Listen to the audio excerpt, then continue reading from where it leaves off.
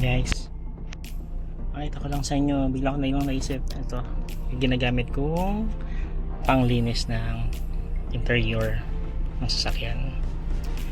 So ito mothers, mas marami pang mas magaganda, pero okay na sa akin, lagi amoy bago yung sasakyan. So ayan, lagay mo lang dyan, pwede siya sa lahat maliban sa glass syempre. So maganda siya lalo na sa interior, sa leather. So ito kasi nagpalagay lang ako ng leather seat. So ano to expander GLS. So hindi yan naka leather seat. Hindi na leather seat. Ayan. So para ma-maintain yung amoy bago, although luma na tong leather seat na to, ito yung ginagamit ko. So sa isang basahan, mas maganda mas maliit. Kasi pag malaki, medyo marami na absorb I mean, doon sa tela. Tapos yun yung gagamitin mong pamunas. Ayan. So, kapag ka parang medyang may grease, punasan mo lang. Kasi, syempre, ayaw mo ng mukhang may grease, di ba? Mawawala din naman siya.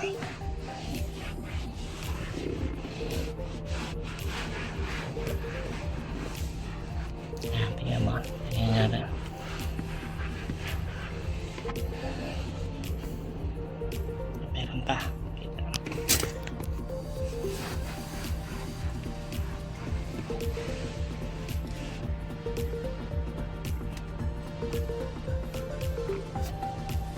Well, yung iba gusto nila parang makintab. Ako personally gusto ko yung, kasi nung nakuha ko yung leather seat, hindi siya makintab. May bago lang. So, kanya-kanyang preference yan. Pero ako gusto ko lang yung amoy bago lang. Yung medyo flat yan. Pero syempre may konting yan. Syempre napunasan, nawala yung alikabok. Hindi na siya ganun hindi na siya flat masyado. Pero ano nga pala to, Italian leather seat ako sa nabili ko sa Buros Auto Seat. Mura ko lang dalawa. Matandaan ko paano. Siguro 11k ganyan. Tandaan 12, 11 ganyan. 7-seater na yun. So yan na yan. Buong 7-seater. So ngayon, tinignan ko lang yung interior. Although napaka-car wash na to nakaraan, hindi naman kasi nila masyadong pinupunasan ng loob niya. Para ma-maintain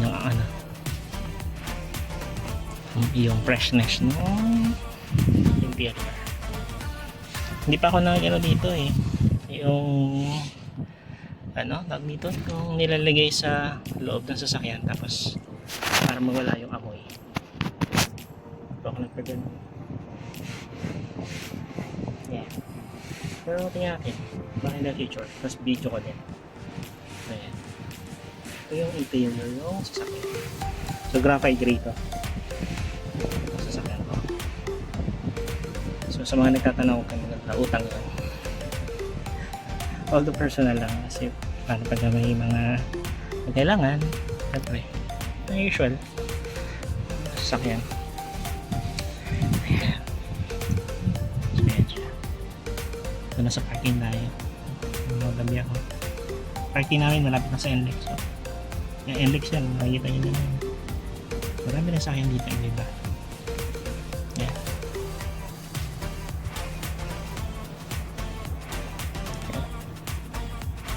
Ayan.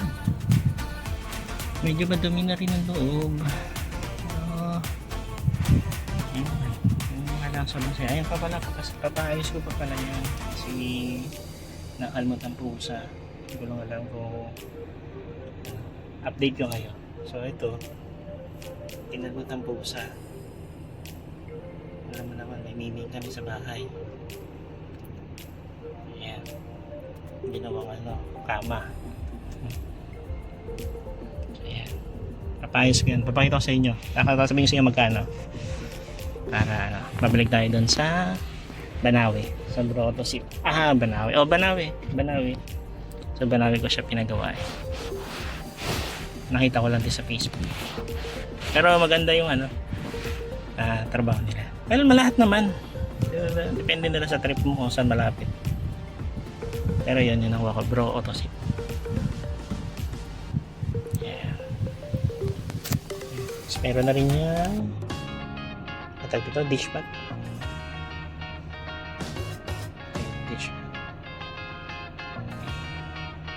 Pinaandar ko lang habang nililinis para di masyado mainit. Init kasi ngayon. Silalabas ko itong mga naiwanan kong unsafe.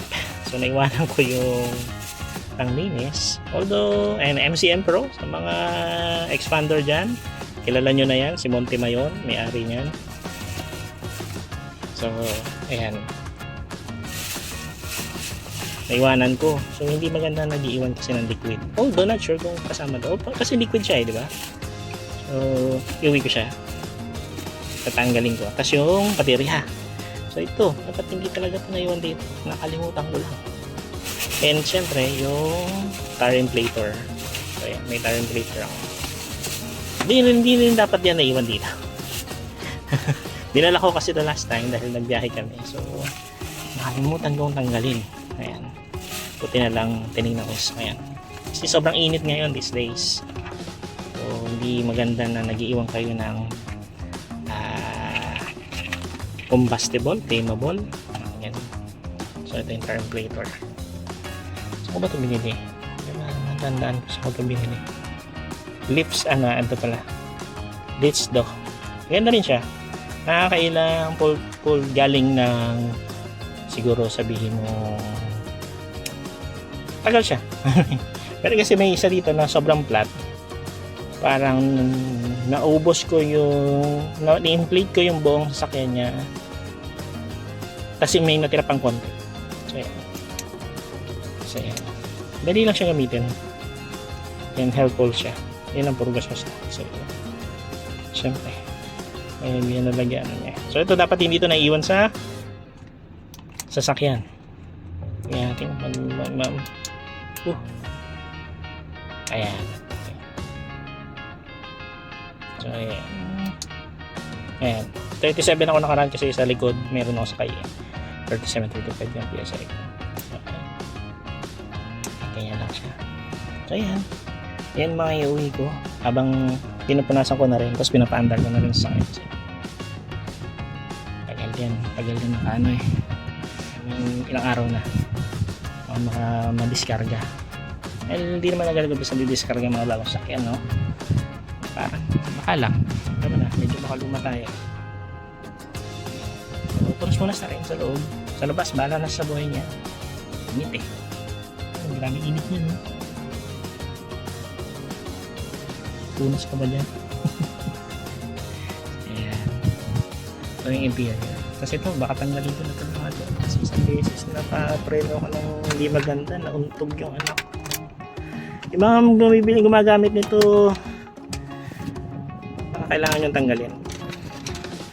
Tanggalin ko na siya. Ito. Maganda siya. Pag may kailangan kang isabit. Siguro sa likod na lang. Dito na lang sa back row, sa end. Yan, meron ako yan sa dulo. Pero sa harap, wag na. Sinuntog yung anak ko. Napapreno kasi ako dahil may nakasalubong akong truck na galing ng crossing hindi man lang nagmanin. Sakto lang naman takbo natin pero dahil tayo ay nagugulat napapreno ko na mataas. Kaya nauntog siya. Hindi naman malakas, pero namula. Hindi siya safe. So yung mga mahilig maglagay sa likod niyan, tignan nyo rin, lalo na sa kids kasi medyo sakto yung ulo nila dyan eh.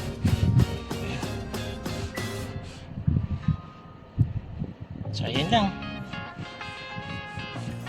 Ayan guys, magpunas muna ako ulit kasi sobrang tanto. So ito nga pala matagal na maubos ha. Parang mag-isang taon mahigit na itong hindi pa naubos. Hindi naman kasi ako lagi nagpupunas. Hindi naman. Kasi ayun. Hindi ako sirain nagpupunas. So minsan lang pagka naisipan ko. Lalo't na parang pakaramdam ko nag-iiba yung amoy. Kaya Yan lang. Thank you so much.